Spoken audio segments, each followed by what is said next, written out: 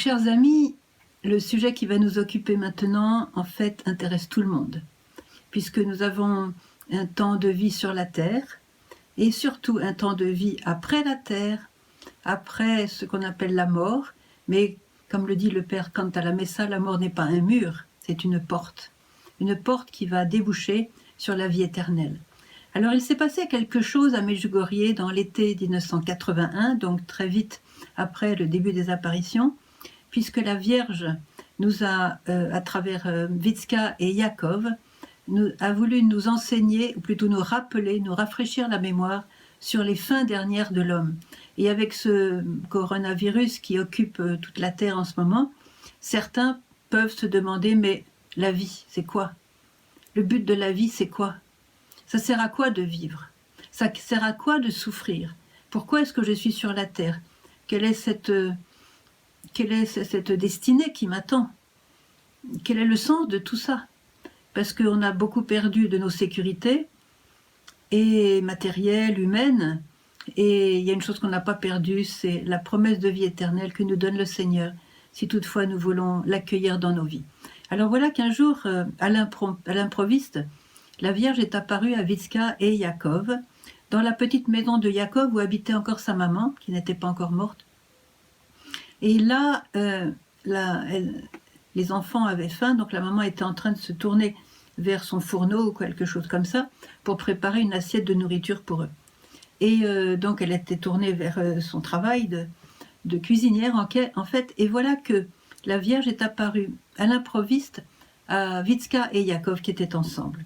Et elle leur a fait une proposition bien étrange, et elle leur a dit, écoutez, voilà, est-ce que vous accepteriez que je vous emmène voir le ciel, le purgatoire et l'enfer? Je vous emmène si vous voulez. Et alors, les deux réactions sont vraiment symptomatiques. D'abord, Vicka a dit ça va prendre combien de temps? Parce qu'elle pensait qu'il y avait le tabac à planter. En tout cas, à travailler le tabac. Donc, c'était une femme vraiment les pieds sur terre. C'est bien d'aller au ciel, mais enfin, il faut quand même faire le tabac. Il faut manger. Voilà. Quant à Yakov, qui était beaucoup plus jeune, il avait à peine 11 ans ou 10 ans, il a dit prends plutôt Vicka parce qu'elle a beaucoup de frères et sœurs. Moi, je suis tout seul dans la famille avec ma mère. Et alors, en fait, il avait peur, quoi. Il avait peur que ce voyage ne le ramène pas à la maison. Et il était très craintif. Enfin, de toute façon, la Vierge les a pris tous les deux, Yakov par la main gauche, Vicka par la main droite, et les voilà qui ont disparu. En fait, leur corps a disparu pendant 20 minutes, si bien que la maman les a cherchés partout. La porte était ouverte, donc ils auraient pu être enlevés. Vous savez, c'était le temps du communisme, on ne savait jamais quand est-ce qu'on pouvait être sûr. Quelquefois, ils prenaient des gens pour aller en prison, on ne les revoyait pas. Enfin, c'était un peu difficile comme situation, tendue. Et donc, elle s'est mise à pleurer, elle s'est assise sous un arbre à côté, elle a demandé à tout le monde, non, vous n'avez pas vu mes enfants. Ils avaient carrément disparu, volatilisés en un instant, puisqu'elle était dans la pièce. Qu'est-ce qui s'est passé alors avec la Sainte Vierge? Alors, je vais vous donner la version un peu longue que m'a confiée Vicka, parce que quand elle le raconte elle-même, elle fait la version courte. La version longue est celle-ci. Le toit s'est ouvert et nous nous sommes retrouvés au ciel avec la Sainte Vierge. Mais j'ai tout de suite demandé, mais Vicka, donc le ciel, il y a une porte. Oui, il y a une porte. Alors il y avait peut-être Saint-Pierre qui était devant la porte. Oui, j'ai vu Saint-Pierre. Alors c'est lui qui vous a ouvert? Ah non, c'est pas lui qui nous a ouvert. Alors je dis, mais pourtant c'est lui qui a les clés, je lui ai dit. Ah ben non, c'est la Vierge qui a ouvert. Ah bon, alors elle avait aussi les clés? Non, elle n'avait pas les clés, mais elle a ouvert quand même sans clé. Et Saint-Pierre n'a rien dit. Non, il devait avoir l'habitude. Alors, est-ce que quand vous êtes trouvé devant Saint-Pierre, est-ce qu'il vous connaissait, vous a reconnu? Qu'est-ce qui s'est passé? Non, c'est la Vierge qui nous a présenté à lui. Et qu'est-ce qu'elle a dit pour vous présenter? Ben, elle a dit, voilà, c'est Yakov et Vicka. C'est vraiment la simplicité. Et alors voilà qu'ils sont entrés au ciel. Et Vicka décrit cette vision du ciel. En fait, ils étaient au ciel, vraiment avec leur corps, puisque leur corps avait disparu. Tout ça, c'est des mystères mystiques que je ne pourrais pas vous expliquer, mais en tout cas, elle a dit c'est un lieu très vaste, sans limite, et il y règne une lumière qui n'existe pas sur la terre, une très très belle lumière. Et là, dans cette lumière, j'ai vu beaucoup de gens, des gens très très heureux. Ils dansaient, ils chantaient, il y avait les anges avec eux, Ils étaient donc vêtus, tous ces gens-là, de 3 différentes couleurs, mais comme l'a dit Witzka, ce sont des couleurs qui n'existent pas sur la terre, donc je ne vais pas vous la décrire. Et puis là, devant ce bonheur qui habitait ces gens-là, la Vierge a dit aux voyants, « Regardez, chers enfants, comme ces gens sont heureux, et rien ne leur manque. » Alors je fais une petite parenthèse sur ce « rien ne leur manque ». Vous savez, sur la terre, on a des frustrations, on a des désirs, on a des espoirs, on a des pensées, voilà, on a différentes visions de l'avenir et on espère quelque chose, voilà. Et là, dans le ciel, on est complètement comblé. Mais on est comblé selon la manière dont Dieu nous a créés. C'est-à-dire que notre cœur, qui est un tabernacle du Dieu vivant, n'a plus de vide, n'a plus d'absence, n'a plus de frustration. Vous voyez, le passage au ciel nous guérit de toute frustration. Et ça, c'est une bonne nouvelle. Parce que sur la terre, on a beau dire, les frustrations, quelquefois, sont nombreuses. Alors, justifiées ou pas, hein, d'ailleurs.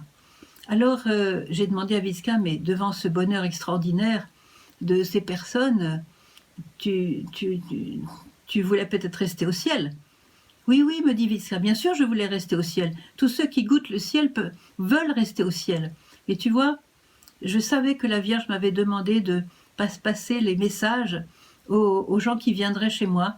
Et donc, pour ne pas la trahir, pour ne pas la décevoir, j'ai accepté après de revenir sur la terre. Mais je ressentais le bonheur du ciel. Alors, donc, elle a accepté de continuer le voyage. Et ils sont arrivés d'un seul coup, sans transition, en quelque sorte, au purgatoire. Ah oui, j'ai oublié de vous dire qu'au ciel, toutes ces personnes sont très très belles. Elle me disait que ces personnes avaient environ 30 ans. Et tout était, je veux dire, si tu étais cul-de-jatte sur la terre, tu avais tes 2 jambes au ciel. Si tu étais manchot sur la terre, tu avais tout bien au ciel. On est complètement recréé, reconstitué. Et tout le monde devient beau. Alors, pour ceux qui souffrent un peu de ne pas être assez beau, ben c'est la bonne nouvelle, on sera très très beau, tous très très beaux. Et chacun selon sa personnalité, selon sa sainteté, ça va être magnifique. Et comme le dit saint Antoine, nous danserons avec les anges. Voilà. Donc le purgatoire, nous dit Witzka, est un lieu très sombre. Ils sont passés vraiment de la lumière aux ténèbres. C'est un lieu très sombre où on ne voit pas les personnes. Il y a une espèce de nuage gris, grisâtre, couleur cendre, me dit-elle. Et on ne voit pas les personnes. Par contre, on les entend. On entend les gémissements de douleur. Si bien que Witzka m'a dit, tu sais, si tu voyais seulement pendant quelques secondes ces personnes, enfin si tu étais au purgatoire pendant quelques secondes, tu n'oublierais jamais de prier pour les âmes du purgatoire et tu voudrais vider le purgatoire. Et là, la Sainte Vierge leur a parlé aussi. Elle a dit, chers enfants, voyez comme ces gens souffrent. Ils attendent vos prières pour pouvoir aller au ciel. Alors elle a rappelé quelques vérités qui sont d'ailleurs dans le catéchisme catholique, dans la foi chrétienne. Il faut savoir que la Vierge, quand elle parle, n'invente rien. Elle ne fait que montrer son adhésion à toute la foi catholique. Alors elle leur a dit, je vous invite à prier chaque jour pour les âmes du purgatoire. Lorsque vous priez pour les âmes du purgatoire, vous faites des intercesseurs qui, à leur tour, vont vous aider, vont prier pour vous et particulièrement pour que vous ne tombiez pas dans ceux qui les a mis au purgatoire, c'est-à-dire particulièrement pour que vous ne vous attachiez pas trop aux choses du monde, aux choses matérielles, mais que vous pensiez surtout aux choses de Dieu. Et puis elle a dit aussi, la plus belle manière d'aider les âmes le purgatoire, c'est la messe. Réjouissez-vous, réjouissez les âmes par la messe, le sacrifice de la messe, nous dit Marie. Effectivement, la messe, il s'agit durant la messe de la prière même de Jésus à son Père, et c'est lui qui prend toutes nos intentions, qui les porte vers le Père, et donc, comme c'est la prière même de Jésus, eh bien, elle est toujours exaucée. Alors, la Vierge nous a dit aussi que le jour où elle délivre le plus d'âmes de purgatoire, c'est le jour de Noël, la nuit de Noël, le jour de Noël, plus que le jour de la Toussaint encore. Mais bien sûr, chaque jour, de nouvelles âmes de purgatoire passent au ciel. Alors, pourquoi va-t-on au purgatoire? Je vais faire une petite transgression. Eh bien, parce qu'on n'a pas vécu complètement le chemin de sainteté que le Seigneur nous a proposé sur la terre. C'est-à-dire, eh bien, de vivre avant tout l'amour de lui. Hein, tu aimeras le Seigneur ton Dieu de tout ton cœur, de toute ton âme et de tous tes moyens, et tu aimeras ton prochain comme toi-même. C'est le fondement de notre foi chrétienne, c'est l'amour. C'est pas la règle, c'est pas une loi, c'est l'amour, c'est la loi de l'amour. Et quand nous avons vécu cette loi de l'amour, hein, de Dieu, c'est-à-dire écouter sa parole, la mettre en pratique, voir les occasions pour aimer nos frères et sœurs, se donner, se livrer, se consacrer, voyez. Alors ceux qui ont à cœur de mettre l'amour à la première place, je dis bien l'amour divin, parce que l'amour humain, c'est un amour d'attraction et un peu égoïste, ça ne ferait pas le même effet, disons. Hein. L'amour divin, c'est-à-dire faire les choses pour l'amour de Dieu. Hein. Alors, évidemment, cet amour va nous mettre au ciel. Et les péchés qui emmènent le plus au purgatoire, eh bien, c'est avant tout la médisance, de dire du mal du prochain, de casser la réputation du prochain, voilà, l'impureté aussi, l'adultère, mais beaucoup au purgatoire et quelquefois même en enfer, ça dépend, de ne pas prier, de ne pas s'intéresser aux choses de Dieu, d'être trop attaché aux choses matérielles, voyez. Voilà, tout ça, c'est des choses qui nous mettent au purgatoire. Et ce qui peut nous mettre directement au ciel, c'est d'abord la confiance en la miséricorde et vivre cette miséricorde, voyez. Quand on a péché, on se sent mal, puisque le salaire du péché, c'est la mort, vous le savez, alors que le don de Dieu, c'est la vie éternelle. Donc quand on a péché, on se sent mal, c'est la preuve que notre conscience nous parle, et de vite demander pardon à Dieu, de pratiquer la miséricorde, de pratiquer vraiment avec confiance la miséricorde, car Dieu aime pardonner. Dieu danse quand on lui demande pardon, les anges du ciel dansent. Je vais raconter plus tard une petite anecdote avec Sainte Thérèse. Voilà, donc le purgatoire, elle nous a dit aussi, à travers Witska, qu'il y avait différentes zones du purgatoire, plusieurs étages, si vous voulez, différentes couches en quelque sorte, même pareil au ciel et en enfer. Alors il y a des zones du purgatoire qui sont très proches du ciel, donc ce sont ceux qui vont bientôt rentrer au ciel. Et il y a aussi des zones du purgatoire où on est au fin fond du purgatoire et on est très proche de la porte de l'enfer auquel on a échappé quelquefois un cheveu. Hein. Si vous êtes une prière de quelqu'un qui nous a fait échapper peut-être à l'enfer, on peut faire beaucoup de bien comme ça. Et donc, voilà, donc il y a plusieurs étages, si vous voulez, au purgatoire. Et quand on prie pour les âmes du purgatoire, eh bien, soit elles montent d'un étage, soit elles sortent du purgatoire. Et je dois dire, pour mon expérience personnelle, que les âmes du purgatoire nous sont infinies reconnaissantes. Et bien souvent, quand j'ai un problème, quand j'ai une crainte de quelque chose, quand j'ai quelque chose à préparer, quelque chose de difficile, eh bien, il suffit quelquefois d'offrir une dizaine de chapelets en faveur des âmes du purgatoire. Et je peux vous dire que là, ça marche très très bien. Je crois qu'elles sont tellement avides d'aide que quand elles repèrent quelqu'un qui veut bien les aider, elles aident cette personne. Et quelquefois même pour trouver une place de parking, vous voyez. C'est retrouver des clés qu'on a perdues. Tiens, je ne sais plus où j'ai mis mes lunettes, je ne sais plus où j'ai mis mon iPhone. Ça, les âmes du purgatoire, elles sont top pour ça, elles sont absolument top. Donc c'est des petits conseils de sœurs. Hein. C'est pas la Vierge qui l'a dit, c'est moi qui le dis. Voilà. Ensuite, selon l'invitation de la Sainte Vierge, donc Jacob et Witska sont passés à voir l'enfer. Alors, je vous signale que l'enfer existe. Ça fait partie de la foi chrétienne. Et même si certaines personnes disent que l'enfer n'existe pas, ce sont des personnes qui ne sont pas dans la foi chrétienne, dans la foi catholique. Regardez dans le catéchisme catholique, l'enfer est décrit. Donc voilà l'expérience que Jacob et Witska ont faite. Ils ont vu un endroit assez terrifiant. Il y avait au centre de cet endroit un grand feu. Mais de même qu'au ciel, la lumière qui règne n'existe pas sur la terre, de même, le feu qui est au centre de l'enfer, ce n'est pas un feu comme ça existe sur la terre. Ça ressemble à un feu, mais c'est un autre type de feu. C'est un feu qui ne s'éteint pas, comme le dit le Seigneur dans l'Évangile. Alors, Witska m'a raconté qu'elle a vu des personnes normales, comme celles qu'on voit sur la terre, dans les rues. Vous voyez, des personnes qui semblaient tout à fait normales. Mais curieusement, ces personnes se jetaient dans le feu, sans que personne ne les pousse. Et quand elles ressortaient du feu, elles étaient complètement défigurées, ressemblaient à des monstres, des bêtes féroces, enlaidies par le blasphème, la haine, la révolte, c'était atroce. Et bien sûr, les voyants ont été très impressionnés, ils ont eu peur, et tout de suite, ils ont posé la question à la Sainte Vierge, mais comment Dieu, qui est bon, peut-il mettre des gens en enfer? Et là, la Vierge a répondu, vous savez, Dieu ne met personne en enfer. Au contraire, il a envoyé son propre Fils, Jésus, sur la terre pour sauver tous les hommes. Tous les hommes ont la chance d'être sauvés.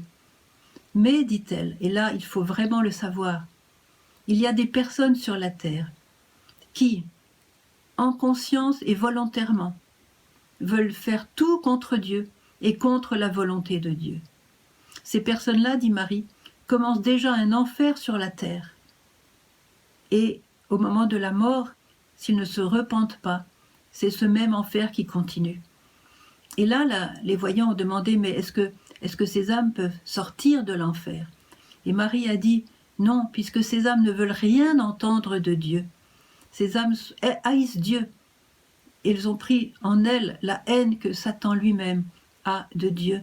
Et donc ces âmes, d'ailleurs on ne peut même pas prier pour les âmes de l'enfer, puisque ces âmes-là ne veulent pas de nos prières. Voilà. Alors,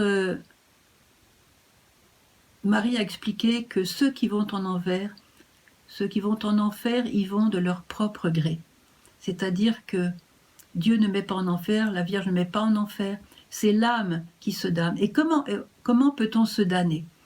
Eh bien, tout simplement, c'est pas tellement le péché qui nous damne, voyez, mais c'est quand on s'obstine dans le péché, voyez. On s'obstine dans le péché, c'est-à-dire, voilà, j'ai fait un grave péché, eh bien, j'y tiens, et ne me parlez pas de repentir, voilà.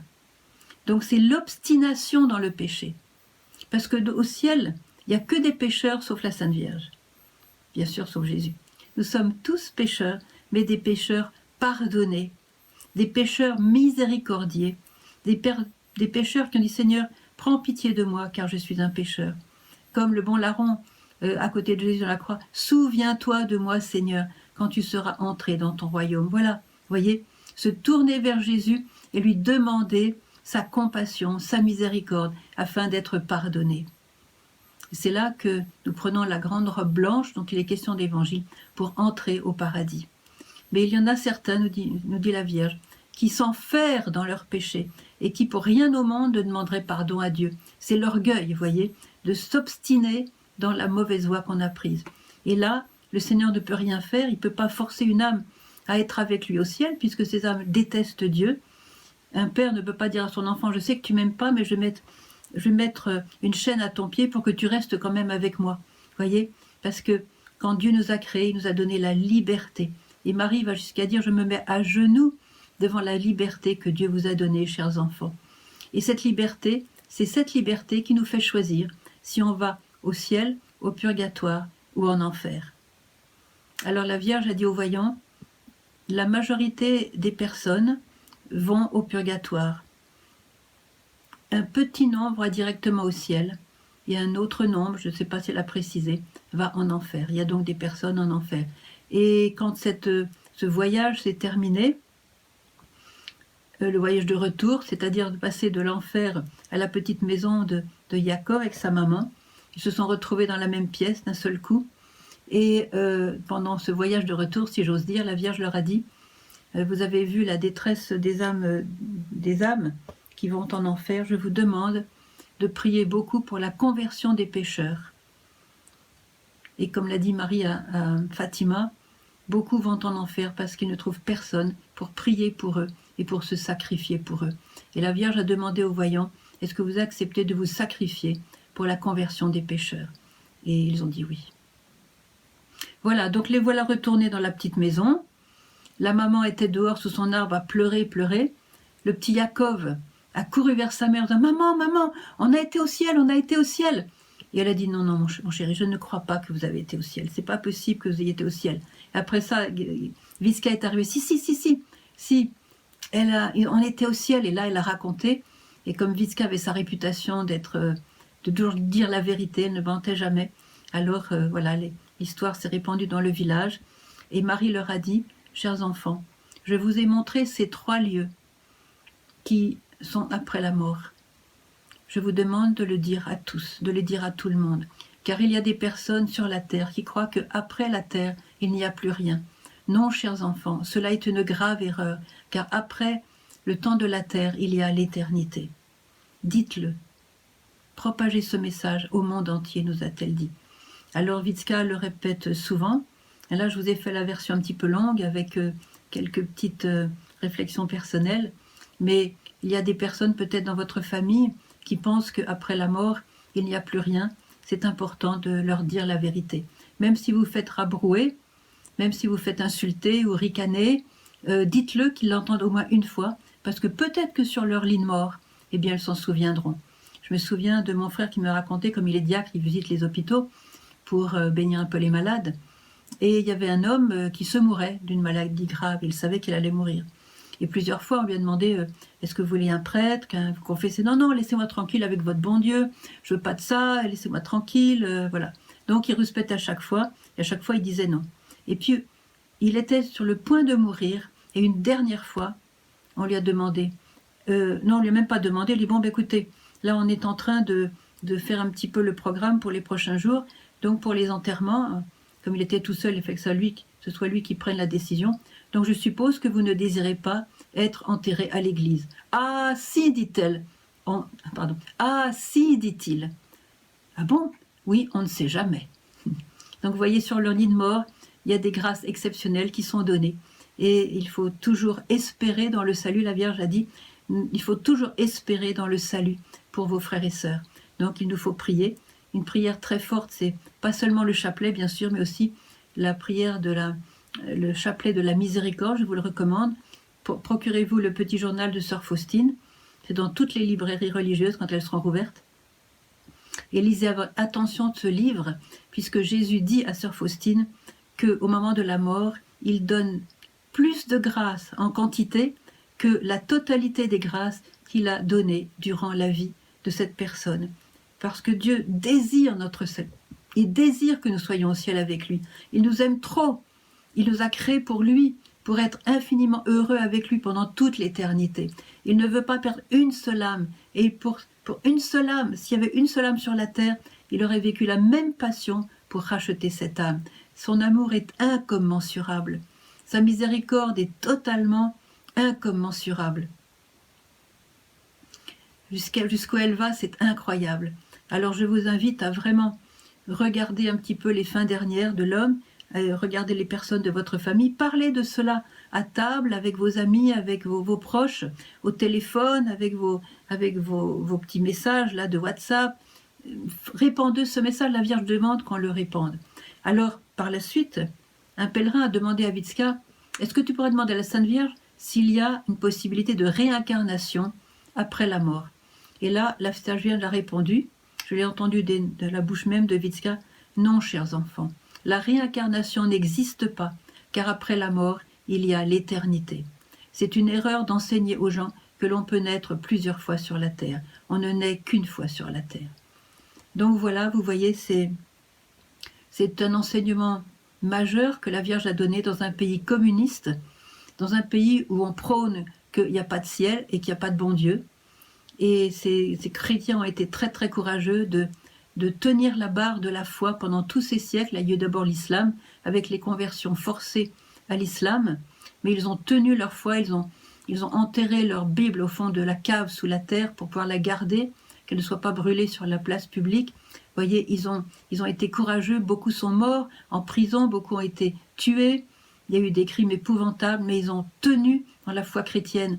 Et quand, au moment du début des apparitions, la Vierge s'est montrée à eux, un des voyants a demandé « Mais pourquoi tu as choisi ce village parmi tous les autres villages ?» Et la Vierge a répondu « J'ai choisi ce village parce que ici j'ai trouvé de vrais croyants. donc des gens qui adhéraient au Christ de tout leur cœur, de toute leur âme et de tous leurs moyens. Voilà, c'est un bonheur de vivre ici, parmi ces gens. Et voilà, je voulais raconter cette histoire parce que c'est un trésor qu'il nous faut garder. Encore une fois, je le répète, la Vierge n'a rien inventé. Lisez le catéchisme catholique, vous retrouverez toutes ces mêmes réalités. Voyez, lisez la vie des mystiques, vous retrouvez les mêmes réalités. Les vérités chrétiennes sont une et les mensonges sont divers. Alors quand plusieurs mystiques disent la même chose, c'est la vérité. En tout cas, souvenez-vous de cet épisode du voyage de Vitka et de Jacob au ciel, au purgatoire et en enfer. Et faites que votre vie vous dirige directement au ciel. Et pour cela, la clé, c'est de vivre l'amour.